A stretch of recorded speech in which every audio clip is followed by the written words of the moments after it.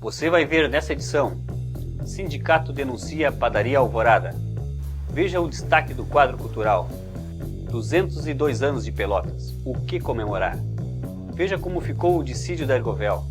Mais uma dica de filme, Mães de Maio, um grito por justiça.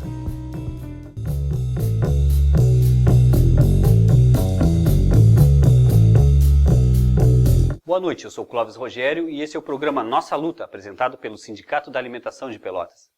Sindicato faz denúncia contra a Padaria Alvorada. Acompanhe.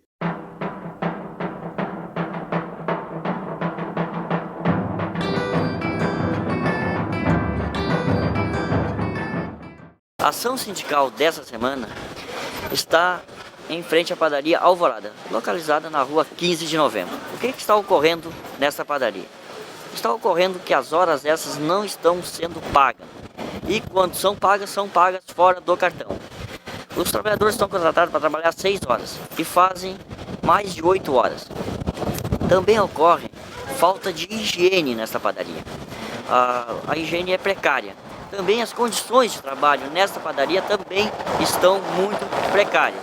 Nós já fizemos visita, já deixamos documentos para eles ajeitar essa situação, mas até agora não foi feito nada. Nós denunciamos ao Ministério Público do Trabalho e ao Ministério do Trabalho. O sindicato continuará de olho nesta situação. Esta é mais uma denúncia da ação sindical. O sindicato já tomou as providências necessárias e traz a público essa denúncia. Trabalhador, denuncie situações de desrespeito à legislação trabalhista. O telefone do sindicato é o 3225-3564 e o e-mail para contato é o imprensa@esticap.org.br. O compositor Guilherme Cury esteve presente em Pelotas e cedeu uma entrevista ao Quadro Cultural.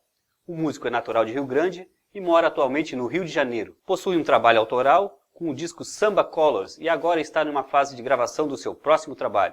Confira.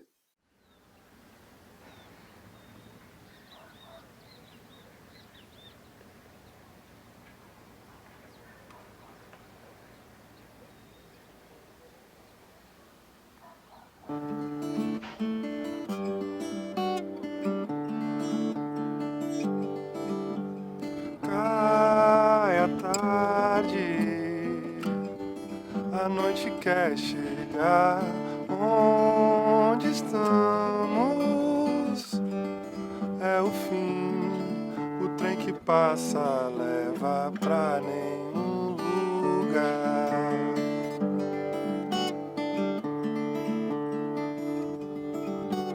Cinza ao céu, vai chover sem estrelas, sem o sol. Tudo acontece do jeito que tem que acontecer. Mudanças chegam, mandando seus sinais. Tudo em movimento, nada é em vão. Até mesmo a vida que é tão passageira, até mesmo o amor.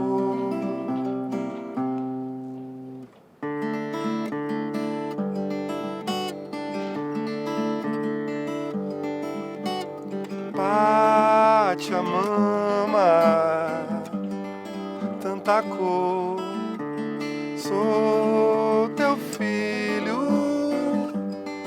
o teu chão, cada montanha uma nova inspiração.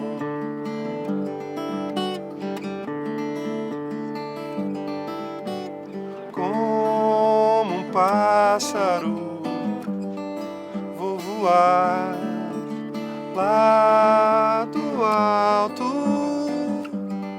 toco o céu, a vida é tão curta pra não arriscar.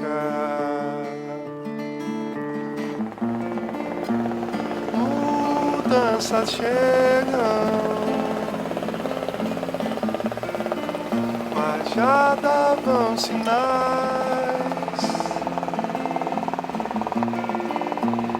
Nada é tão estático, tudo em mutação. Até mesmo a vida que é tão passageira, até mesmo o amor.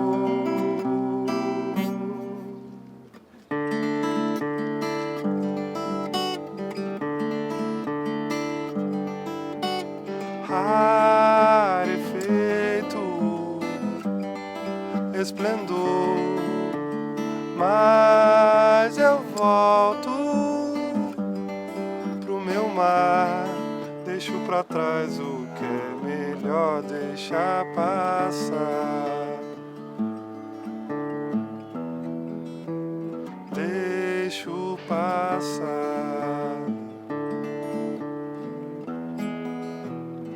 Deixo passar.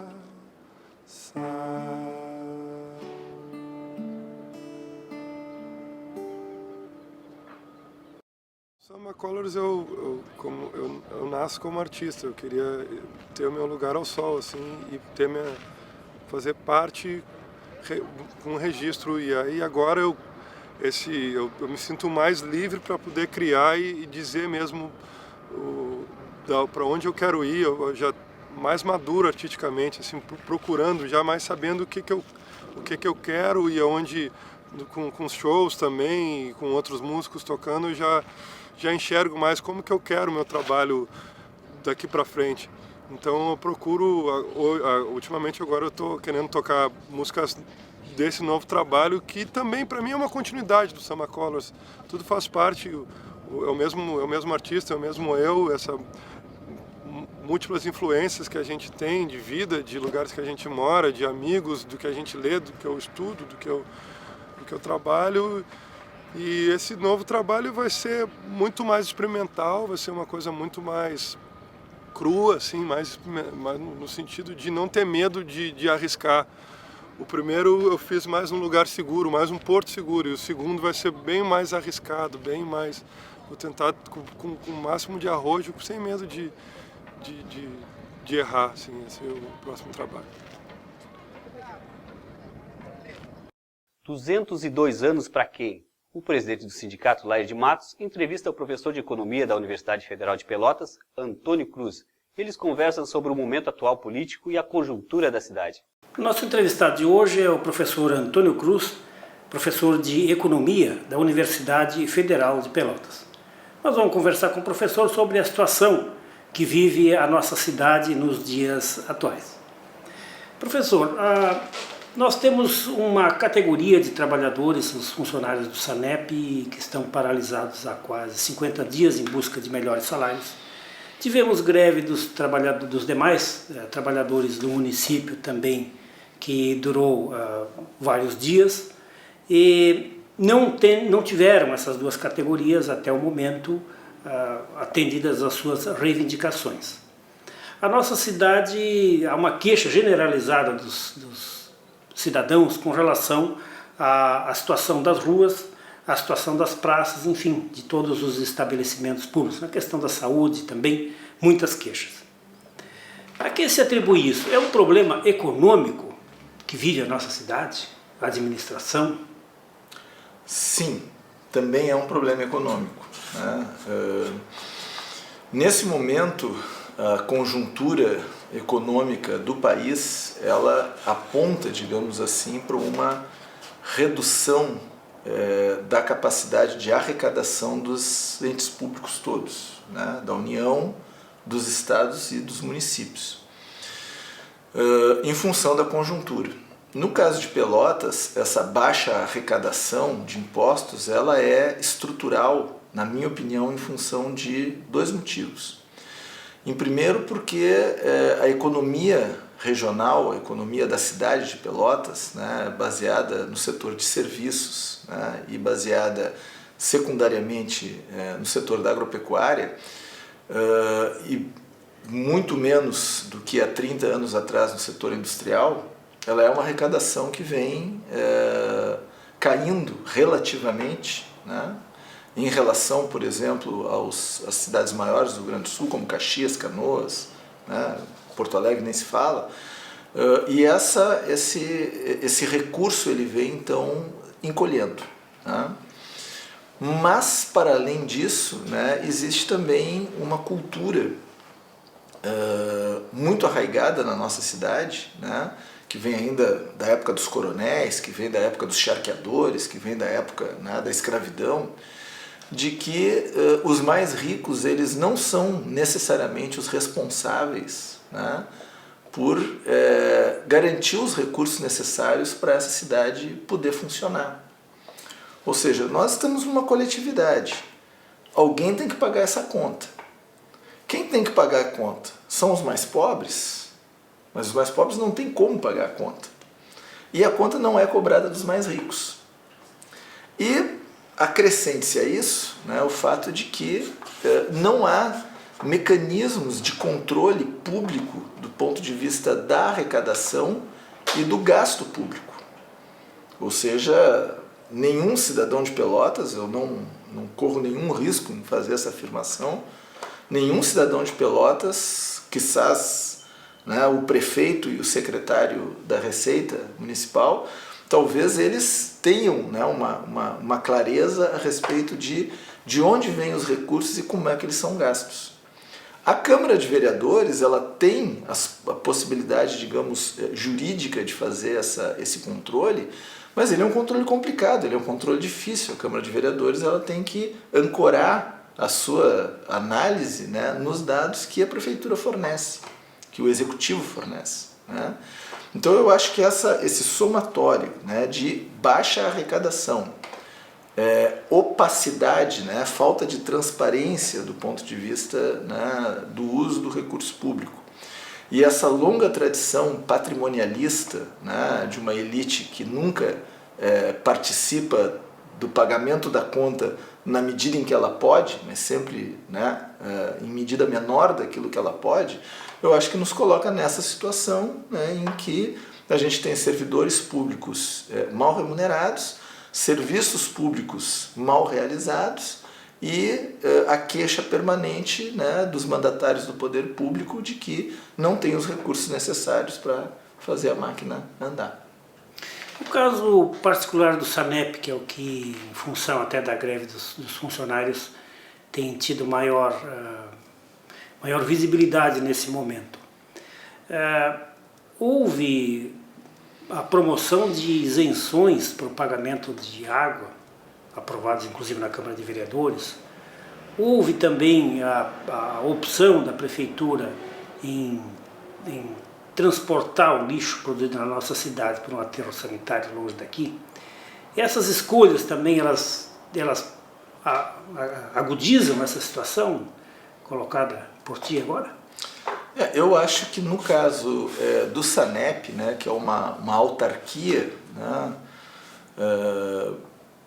existe aí um elemento a acrescentar essas coisas que tu diz, Leir, que e aí eu não sei até que ponto isso funciona assim, né, em que medida existe ou não existe a crença do poder público de que uma autarquia responsável pelo abastecimento de água, se ela fosse privatizada, ela teria um funcionamento mais eficiente, né?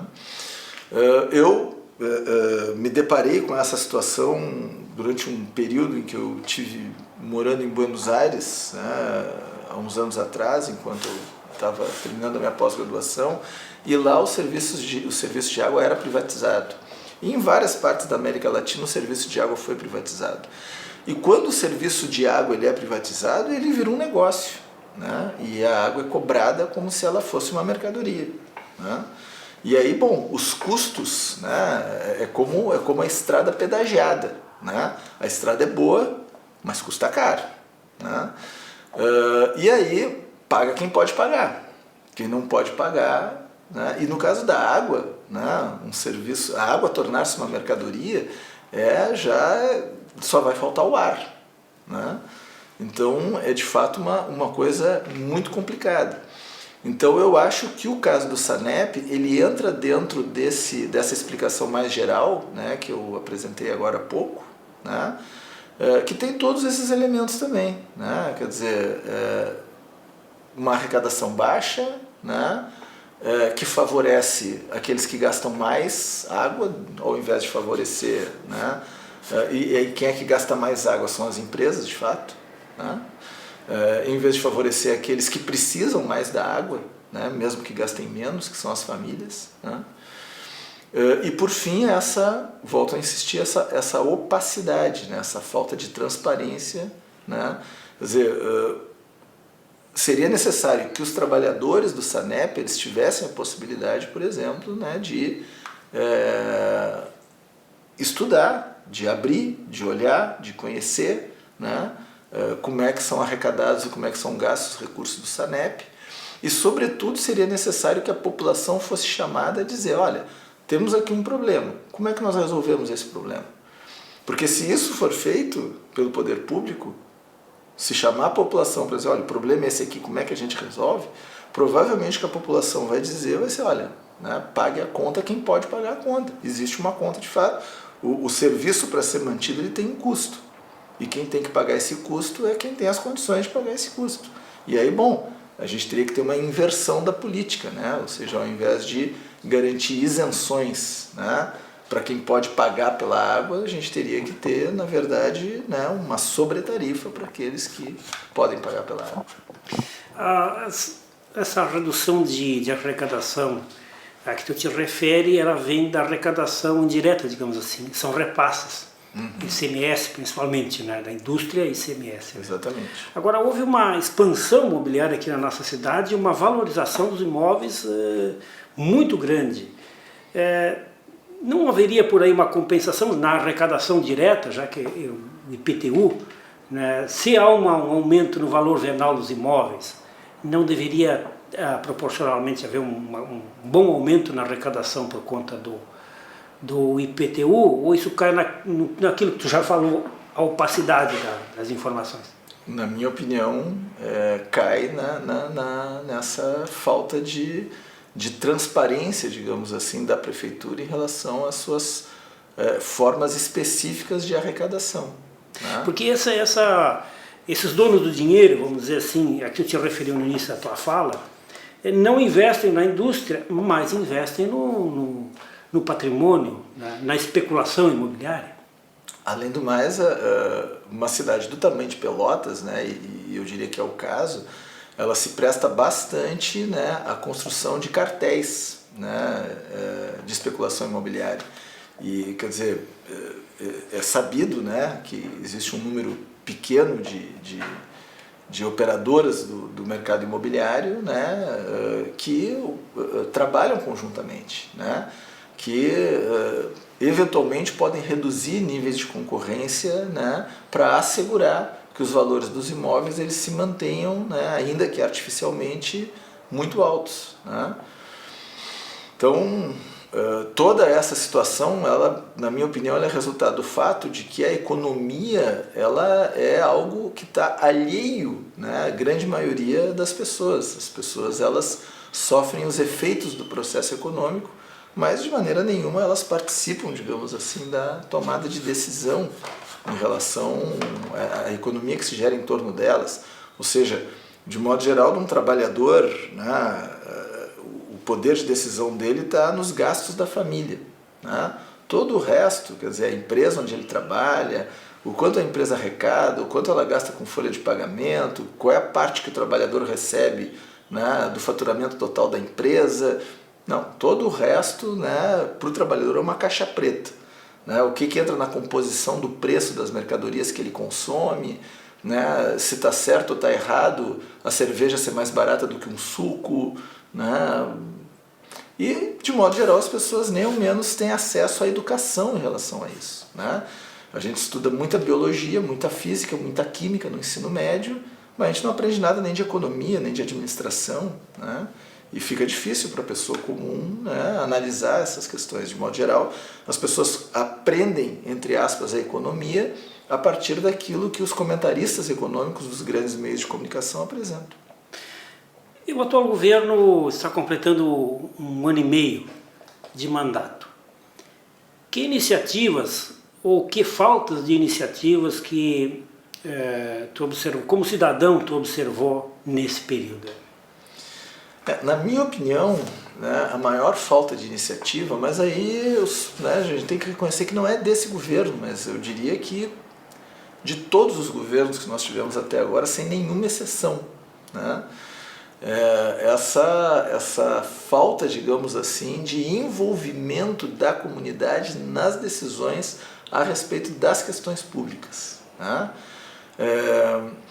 Pode-se dizer também o seguinte, né, que a cultura, a nossa cultura, a cultura dos brasileiros, né, é uma cultura de opção, digamos assim, pela alienação em relação à coisa pública. Quer dizer, se houvesse uma prefeitura que chamasse as pessoas a participar da tomada de decisões, eu também creio que a participação seria mínima, né? Mas esse é um processo que se constrói ao longo do tempo, né? Então, quando a gente olha para os países mais desenvolvidos, por exemplo, a gente olha para o Canadá, olha para a Dinamarca, olha para a Suíça, né? Olha para a Suécia, né? Lá, né, existe uma participação pequena, mas essa participação pequena ela é suficiente, né, para que a sociedade chegue a determinadas conclusões, como chegou a Estocolmo, por exemplo, né, a capital da Suécia, esse ano, que impediu a prefeitura de se candidatar a ser sede das Olimpíadas, né? A comunidade de Estocolmo disse, não, nós, né, não queremos aqui as Olimpíadas, né, não está na nossa prioridade, as nossas prioridades são outras. Isso não que todas as cidades devessem ter essa condição, né? Estocolmo certamente tem muito mais condição de abrigar as Olimpíadas do que o Rio de Janeiro, né, do ponto de vista econômico e social. Mas o fato é que houve ali uma demonstração, digamos assim, né, de que a sociedade ela tem a condição de influenciar diretamente, né, no destino do poder público. E essa é uma cultura que precisa ser construída. E para ela ser construída, ela tem que ser construída, na minha opinião, a partir de 2 vetores, né? A partir da auto-organização, né, dos cidadãos, dos trabalhadores, né, no sentido de exigir espaço, né, para essa participação, e ao mesmo tempo o poder público, né, ele garantir esses espaços e garantir que esses espaços sejam respeitados, né, de fato dar voz e dar condição de decisão, né, para os trabalhadores nessa tomada de decisão. Não adianta o poder público permitir que os cidadãos decidam 3% do orçamento público, né? Isso não é decidir o orçamento público, né? Então, de fato, eu acho que a mudança ela vai exigir ainda muito tempo, muito esforço, muita ação daqueles que esperam que essas coisas se modifiquem. E o que eu acho é que a prefeitura atual, assim como o governo estadual, assim como o governo federal, né, pelo menos nos últimos 10 anos, não agiram, não realizaram nenhum movimento para que essa cultura de descaso dos próprios cidadãos com o poder público ela pudesse ser revertida. O programa Nossa Luta ouviu o professor Antônio Cruz, da Universidade Federal de Pelotas. O diretor jurídico do Sindicato da Alimentação, Rovanir Ribeiro, fala sobre a assinatura do dissídio da Ergovel. Confira. O Sindicato da Alimentação realizou uma assembleia quinta-feira passada com os trabalhadores da Ergovel para tratar da proposta de negociação para o dissídio 2014-2015. Em virtude da empresa possuir vários turnos, os nossos diretores ficaram colhendo votos em frente à empresa das 11 horas da manhã até as 6 da tarde e depois das 23 horas até pouco mais da meia-noite. Com isso, nós conseguimos colher 160 votos, os quais 138 votaram a favor da proposta e 22 contra. E a proposta é a seguinte: piso de ingresso até 60 dias, R$ 908,12. O piso após os 60 dias, 990, que representa 11,74% de reajuste em cima do valor anterior. O vale alimentação passou a ser de R$ 180, o que representa em termos percentuais 28,57% em relação ao que era o vale alimentação no ano de 2013. E os reajustes por faixas salariais ficou assim definido: 10,5% para quem ganha até R$ 2.000, 8,3% para aquelas faixas entre R$ 2.000 e R$ 3.000 e 7% para quem ganha acima de R$ 3.000. O auxílio escolar teve uma modificação. Até o ano passado, ele era pago 50% do piso para um estudante e 70% para quem tivesse 2 estudantes na família. A partir de 2014, o auxílio escolar passa a ser de um piso da categoria, independente do número de estudantes. Fica garantido também que em 2015, quando o piso regional for definido, o piso de ingresso estabelecido nessa proposta não pode ser inferior a esse. E, além disso, ficou mantidas as demais cláusulas anteriores, as demais cláusulas sociais, entre elas o quinquênio a 3% e o adicional noturno a 25%. Sob direção de Daniela Santana, o documentário trata sobre a impunidade que ainda paira sobre a morte de 493 pessoas, ocorridas em maio de 2006. A maioria pobres, negros e moradores da periferia. Assista essa dica de documentário. A impunidade ainda paira sobre as mortes de 493 pessoas ocorridas em maio de 2006. A maioria pobres e negros da periferia.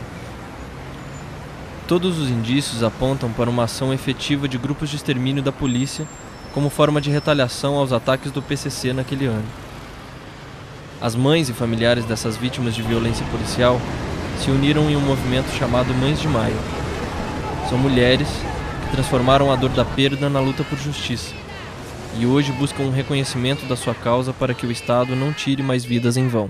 Chega de chacina! Polícia assassina! Chega de chacina! Polícia assassina! Meu nome é Edinalva Santos, sou mãe do Marcos Ribeiro Filho. Ao todo, no laudo médico dele, foram 9 tiros que meu filho tomou de .40. Quer dizer, aquela que é para matar mesmo.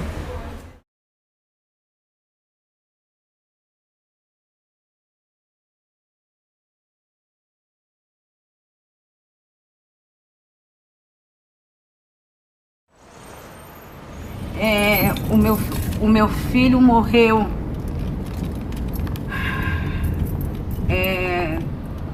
com uma abordagem policial. Eles sabiam que eles estavam matando. Meu filho morreu com um tiro no coração, um em cada pulmão. Ele teve morte instantânea. Eles socorreram meu filho, entre aspas. Eles encontraram meu filho já estava morto.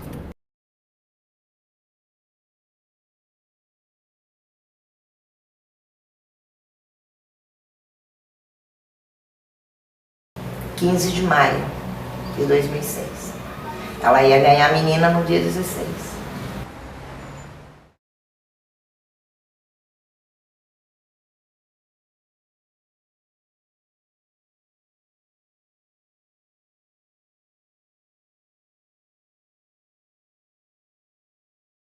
Ainda ontem eu chorei por causa dele, porque ele era muito bom.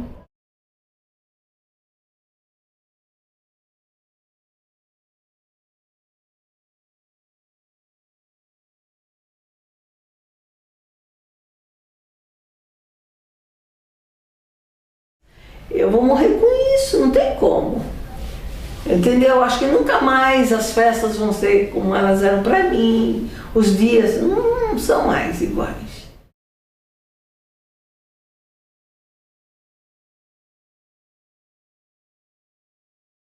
E tem dia que a saudade é tanta, que dá um desespero tão grande.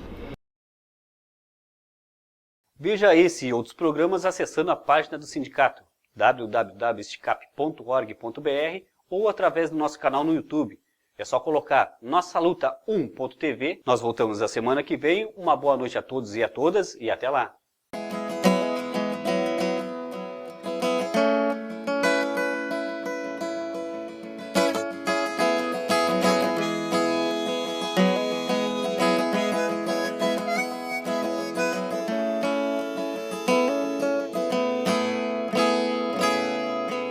Making my way home, step on the snow below. Shuffle my 2 feet, I wonder where the people go. Think about your day, think about that